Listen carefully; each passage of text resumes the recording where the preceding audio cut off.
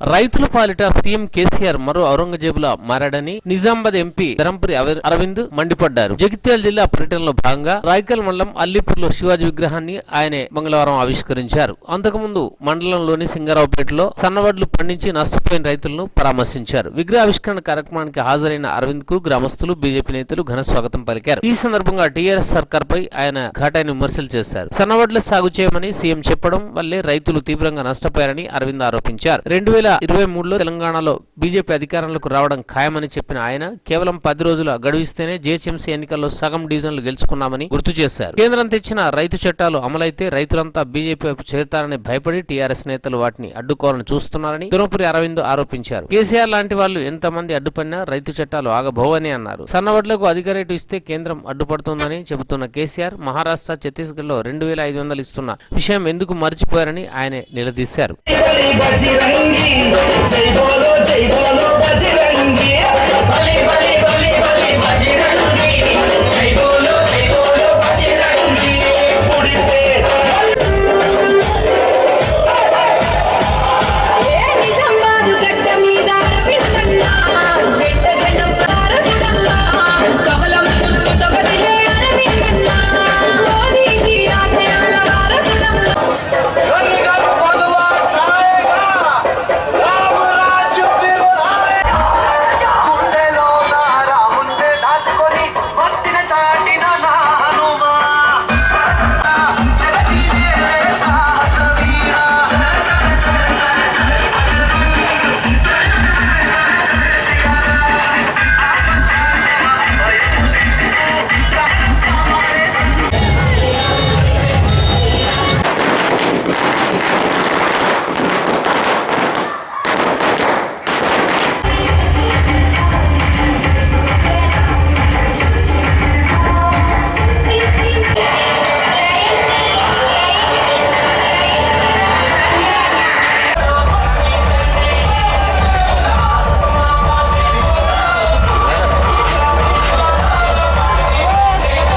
तारीख करा तो कर कैसा पैसा कट्टी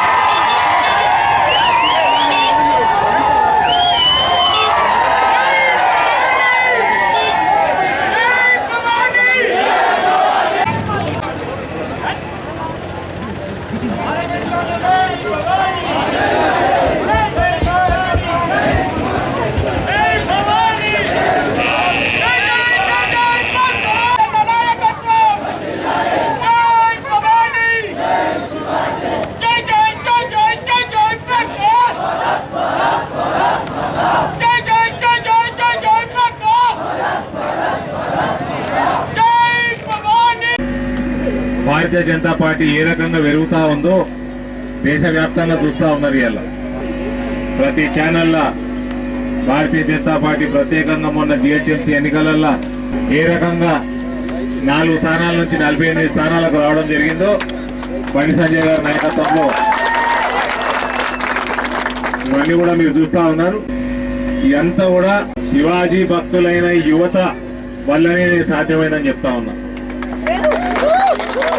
దుబ్బాక ఎలక్షన్ కానీ, జీహెచ్ఎంసీ ఎలక్షన్లు కానీ, రానున్న కాలంలో ఏ ఎలక్షన్లు వచ్చినా కూడా కీలక పాత్ర యువతనే ముందుండి భారతీయ జనతా పార్టీ విజయాన్ని తమ భుజాల మీద వేసుకొని ఇవాళ పార్టీ పెంచే ఘనత మొత్తం మీ అందరికీ. మీ అందరూ ఏ రకంగా పార్టీని హైలైట్ చేస్తా ఉన్నారో కేంద్ర నాయకత్వం కూడా తెలంగాణలో ఉన్న ప్రతి ఎలక్షన్ ఏమొచ్చినా కూడా, ఏ సమస్య వచ్చినా కూడా, వరదలు వచ్చినా, కరోనా వచ్చినా, ఎటువంటి ఇబ్బందులు వచ్చినా తక్షణమే సహాయ చర్యలు చేపడతా ఉన్నది. అడిగినని డబ్బులు ఇస్తా ఉన్నది. అదే కాకుండా పార్టీ పెంచడానికి మన ఎలక్షన్లలో పెద్ద పెద్ద నాయకులందరూ కూడా మన క్యాంపెయిన్ లో పాల్గొని ఇవాళ తెలంగాణ రాష్ట్రంలో 2023లో తప్పకుండా ఇవాళ ఇక్కడ భారతీయ జనతా పార్టీ ప్రభుత్వం ఏర్పాటు చేస్తామని శివాజీ విగ్రహ ఆవిష్కరణ సభ అయినప్పటికీ నేను కొన్ని విషయాలు రైతు విషయాలు మీ ముందర పెడతా ఉన్నా. ఈ సభాముఖంగా అడుగుతా ఉన్నా, ఏమనండి కేసీఆర్, నేను ఇక్కడ రాకంటే ముందు రాజేష్ అన్న రైతు దగ్గరికి పోయి 4 ఎకరాలు సన్నాలు వేసుకొని దానికి దోమకాటు వచ్చి దానికి కాల్ చేసుకున్నాడు. 4 ఎకరాలు మొత్తం 100 రూపాయలు ఇస్తా అన్నాడు. అనగా లేదా?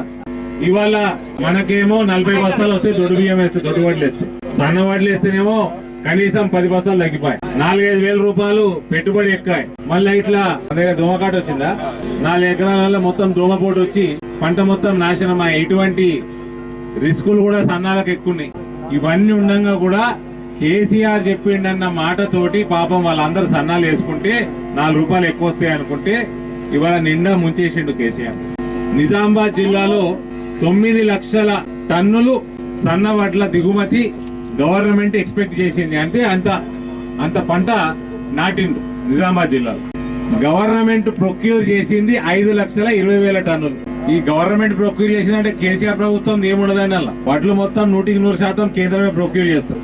వీళ్ళ యంత్రాంగం పనిచేస్తుంది అంతే. 5,20,000 టన్నులు కేంద్ర ప్రభుత్వం ప్రొక్యూర్ చేస్తే, కొనుగోలు చేస్తే 70,000 నుంచి 70,000 టన్నులు రైస్ మిల్లర్లు కొనుగోలు చేసి, అంటే ఎంత అయిందండి? 6 లక్షలు కూడా కాలే.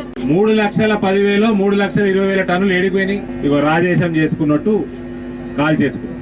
అంటే కేసీఆర్ మాట విని 3,20,000 టన్నులు కేవలం నిజామాబాద్ జిల్లాలో రైతు నష్టపోయిండు, వరి రైతు. దీన్ని బట్టి మీరు తెలంగాణ అంచనా వేసుకోవచ్చు. దానికి 1,888 రూపాయలు వేసుకుంటే మనము సుమారు 60 కోట్ల రూపాయలు కేవలం నిజామాబాద్ జిల్లాలోనే వరి రైతుకి నష్టం జరిగింది. ఆయనకి కప్పిపుచ్చుకుంటేందుకు అబద్ధాలు ఎట్లా మాట్లాడతారంటే కల్వకుంట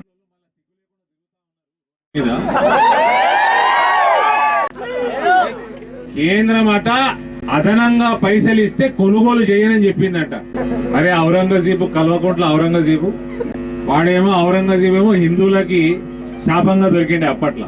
ఈ కేసీఆర్ ఔరంగజీబ్ ఏమో రైతులకు శాపంగా దొరికింది రాష్ట్రానికి. పక్క రాష్ట్రం బోరా 2,500 రూపాయలు వరికి ఇస్తున్నారు ఛత్తీస్గఢ్ లో, 2,500 రూపాయలు మహారాష్ట్రలో ఇస్తున్నారు. కనుకోమను, ప్రజలకు తెలియదు అనుకుంటున్నావా? 2,500 ఇస్తున్నారు ఆడ. అంటే కేంద్రము వద్దని చెప్తే మరి ఆడ ఎట్లా ఇస్తున్నారు ఆయన? అబద్ధాలు చూడండి ఎట్లా చేస్తున్నాడు. బీమా పథకం ఉంటే ఇలా రాజేశం బాగుపడుతుండే కదా, పంట బీమా పథకం ఉంటే బాగుపడుతుండే కదా.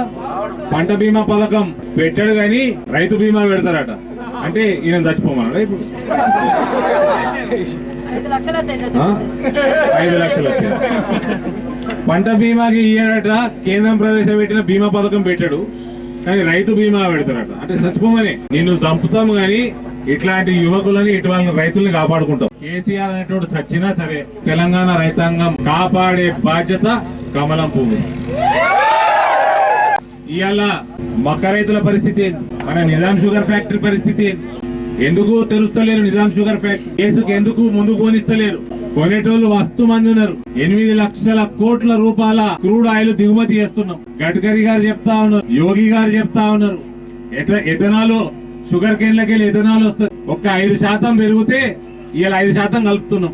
దాన్ని 10% పెంచమన్నట్టు 2020 వరకు, ఈ సంవత్సరం వరకు ఎథనాల్ ని మన పెట్రోల్ డీజిల్ దాన్ని 22% మెల్లమెల్లగా అంచెల వారీగా పెంచాల్సిన బాధ్యత తీసుకొని చేయాలని మోదీ గారి దిశానిర్దేశం ఉంది. ఒక్క 5% పెంచితే 1,00,000 కోట్ల రూపాయలు మక్క రైతులకి, చెరుకు రైతులకి, వీళ్ళందరికీ వస్తాయి. దిగుమతి తగ్గుతుంది. నిజాం షుగర్ ఫ్యాక్టరీ కొనుక్కొని నడిపించేటోళ్ళు ప్రైవేట్ వాళ్ళు 100 మంది ఉన్నారు ముందర రానికి. ఆ కోర్టుల ఈయన నడపడు, ఆ కోర్టుని అమ్మనీయడు, మక్క రైతుల్ని బాగుపడినీయడు. కేంద్రం కొనుగోలు ధర పెడితే ఈయన కొనుగోలు చేయడు. కేసీఆర్, నువ్వు పాలన చేసిన రోజు చాలు. ఇక తమరు దిగిపోయే సమయం దగ్గర పడుతున్నది. ఎక్కడ పోయినా ప్రజల నిర్ణయం చూస్తా ఉన్నాం.